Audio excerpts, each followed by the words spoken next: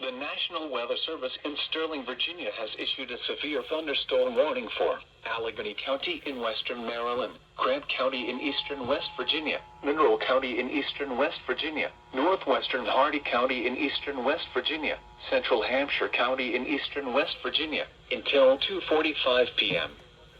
At 1:48 p.m., severe thunderstorms with a history of producing wind damage were located along a line extending from near Frostburg to near Deer Park to 6 miles north of Parsons, moving east at 35 miles per hour.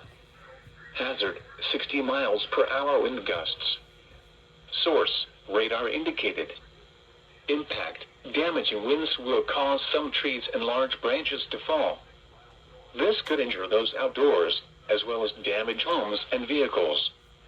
Roadways may become blocked by downed trees. Localized power outages are possible. Unsecured light objects may become projectiles.